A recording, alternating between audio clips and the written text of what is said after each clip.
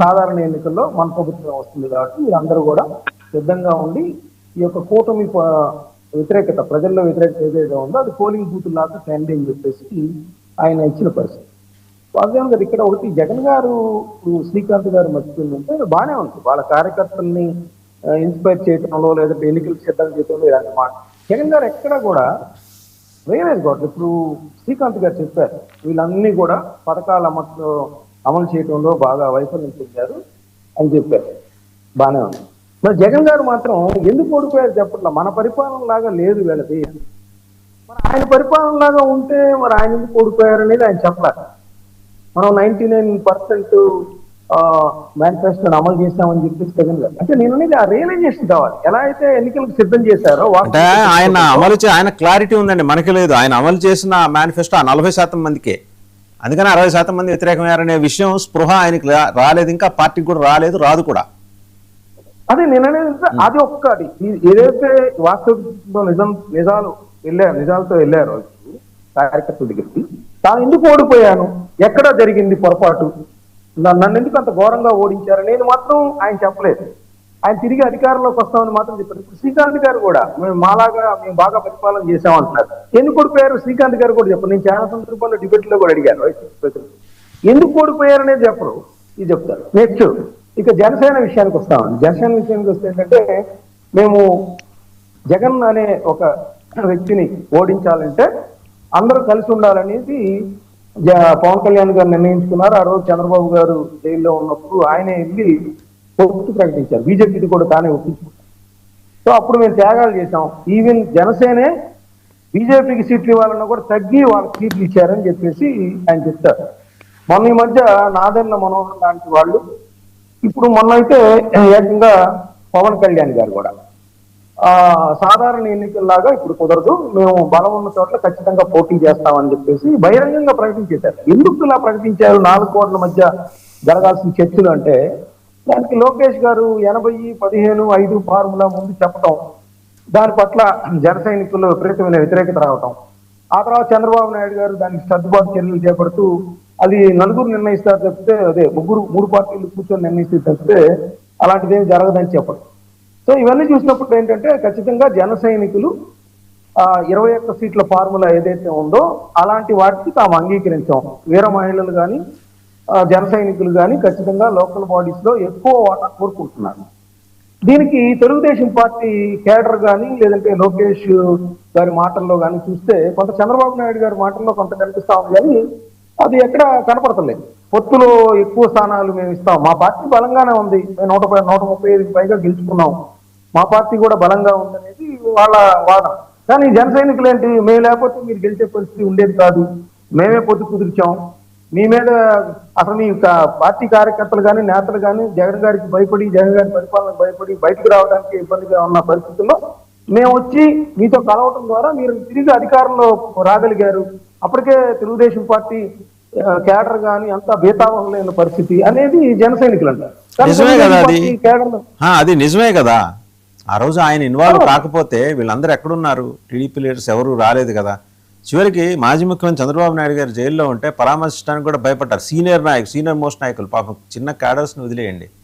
But ఏ రోజైతే పవన్ కళ్యాణ్ గారు initiation తీసుకున్నారో తర్వాత ధైర్యం కూడగట్టుకుని ఒకళ్ళకొళ్ళు ఏం పర్లేదు, నీ వెనకాల నేనున్నా, నీ పక్కనే ఉన్నా అని చెప్పుకుంటూ అందరూ కలిసి వచ్చారు. కానీ వాస్తవంగా ఈ క్రెడిట్ పవన్ కళ్యాణ్ గారికి ఇవ్వాలి అనే అంశంలో ఎవరికి ఎలాంటి సందేహాలు ఉండకూడదు అని నేను కరెక్ట్ సార్.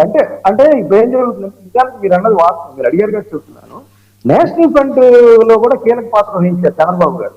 ఈవెన్ జైల్లో ఉంటే ఒక స్టేట్మెంట్ కూడా ఇవ్వలేదండి ఎవరు, జాతీయ స్థాయి నాయకులు కూడా ఎవరు ఇవ్వలా. ఇక మీరు తెలుగుదేశం పార్టీ సీనియర్ నాయకులు అంటే చాలా మంది కేడరే ఉన్నారు తెలుసా. వీళ్ళేంది తెలుగుదేశం పార్టీని అడ్డు పెట్టుకుని ఇంత సంపాదించుకున్నారు, కనీసం చంద్రబాబు గారు జైల్లో ఉంటే ఎవరు రావట్లేదు అనేది కూడా కేడర్ లో చాలా బాధ వ్యక్తమైంది ఆ రోజు.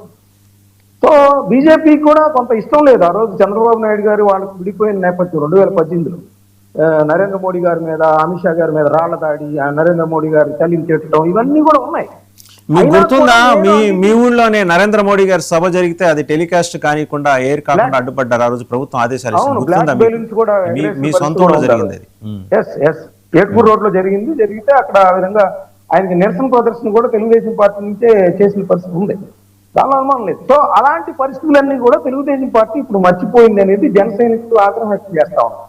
కనీసం లోకల్ బాడీస్ లో అన్నా కూడా ఆ త్యాగాలకు ఏమన్నా మీరు కొంత సర్దుబాటు చేస్తారా, ఆ త్యాగాలను గుర్తిస్తారా, ఎక్కువ సీట్లు ఇస్తారా అనేది వాళ్ళు కోరుకుంటున్నారు. బీజేపీ పరిస్థితి ఏంటి సార్ మస్తానరావు గారు?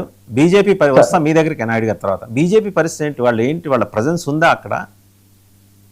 అదే ఇక్కడ భారతీయ జనతా పార్టీని యాక్చువల్ గా తెలుగుదేశం పార్టీ ఇటీవల కలిగించిన 5% చూస్తే కొంత తక్కువ అంచనా వేస్తున్నట్టుగా ఉన్నారు. వాళ్ళు ఎంత కాన్సన్ట్రేట్ చేస్తున్నారంటే వాళ్ళ రాష్ట్ర కార్యవర్గ సమావేశానికి వాళ్ళ దేశ పార్టీ అధ్యక్షుడు అంటే జాతీయ పార్టీ అధ్యక్షుడు నితిన్ నవీన్ గారు వచ్చారు.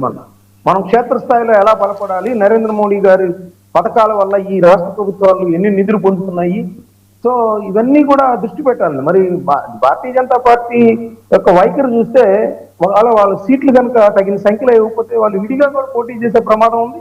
ఆ విడిగా పోటీ చేసే క్రమంలో ప్రమాదం అంటున్నారు, మీరు ప్రమాదం అంటున్నారు మస్తానరావు గారు, అంత ధైర్యం ఉందా అని అడుగుతున్నా నేను. ఖచ్చితంగా ఉందండి వాళ్ళకి. భారతీయ జనతా పార్టీని తక్కువ అంచనా వేస్తే కుదరదు. వాళ్ళు త్రిపురలో ఎటువంటి సీట్లు లేకుండానే రాష్ట్ర ప్రభుత్వం త్రిపుర వేరు, నార్త్ ఈస్ట్ వేరు, ఆంధ్రప్రదేశ్ వేరు సార్. మీరు మళ్ళీ అక్కడికి వెళ్ళిపోతారు. కరెక్ట్. ఆంధ్రప్రదేశ్ లో కూడా గతంలో తూర్పు పశ్చిమ గోదావరి జిల్లాల్లో గణనీయమైన సంఖ్యలో పార్లమెంటరీ స్థానాలు కూడా గెలుచుకొని కేంద్ర మంత్రులుగా పనిచేస్తున్నారు. ఈవెన్ ఇప్పుడు కూడా టోన్ అండ్ టెనర్ ఎక్కడ ఉంది బీజేపీకి? నేను అడుగుతున్నది ఏంటంటే ఆ రోజుల్లో ఉన్న టోన్ అండ్ టెనర్, స్వతంత్రంగా గోదావరి జిల్లా నుంచి ఎంపీలు గెలిపించుకున్న బీజేపీకి ఈ రోజు ఆ సామర్థ్యం ఉందా ఆంధ్రప్రదేశ్ లో? వాళ్ళ రంగు, రుచి, వాసన కోల్పోయి తెలుగుదేశానికి అనుబంధంగా పనిచేస్తున్నారనే అభియోగాలు, విమర్శలు, ఆరోపణలు ఎదుర్కొంటున్న బీజేపీకి ఈ రోజు అంతటి ధైర్యం ఉందా అని జనం అడుగుతున్నారండి. ఏపీ బీజేపీ కూడా అంటే వాళ్ళకి ఉంది, కానీ జాతీయ స్థాయిలో వాళ్ళ జాతీయ నాయకత్వం ఆలోచిస్తుందంటే వాళ్ళకి కావాల్సింది పార్లమెంట్ స్థానాలు. ఇక్కడ మనం ఎంపీని కించపరుస్తున్నామా అనే మాట పక్కన పెడితే ఖచ్చితంగా 25 మంది వాళ్ళ జేబులోనే ఉంటున్నారు. 11 రాజ్యసభ సభ్యులు, 25 లోక్సభ సభ్యులు. ఏ పార్టీ గెలిచినా కూడా జీ హుజూర్ అని బీజేపీకి మద్దతు పలుకుతున్న పరిస్థితి. అందువల్ల పెద్దగా కాన్సన్ట్రేషన్ జాతీయ నాయకత్వం చేయట్లా, కానీ భారతీయ జనతా పార్టీ రాష్ట్ర నాయకత్వం మాత్రం ఖచ్చితంగా మాకు కూడా తగిన గుర్తింపు రావాలని వాళ్ళు పాదయాత్రలు చేయటం. మీరు వైస్ వర్సా చెప్తున్నారు, మీరు వైస్ వర్సా, వీళ్ళు చేయట్లా. బీజేపీ కేంద్ర నాయకత్వానికి స్పష్టమైన అవగాహన ఉంది. Hour goal is to get in to power, అంతే. వాళ్ళు మిగిలిన రాష్ట్రాలు చేసుకుంటున్నది ఇక్కడ ఎందుకు చేసుకోలేకపోతున్నారు?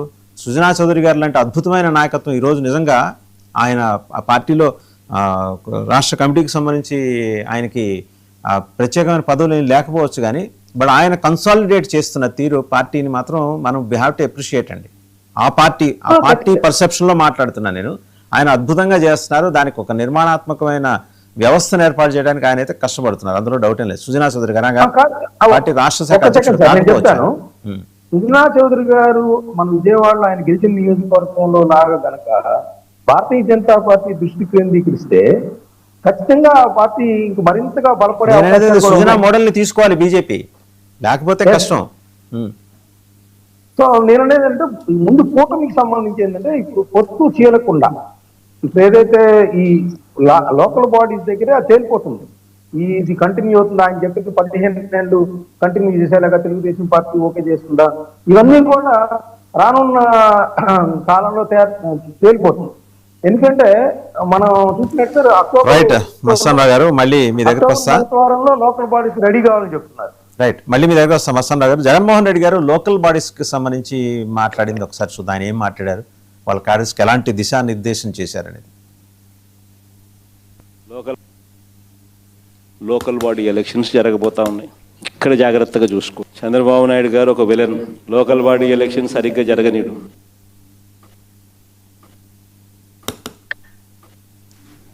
Teacher I think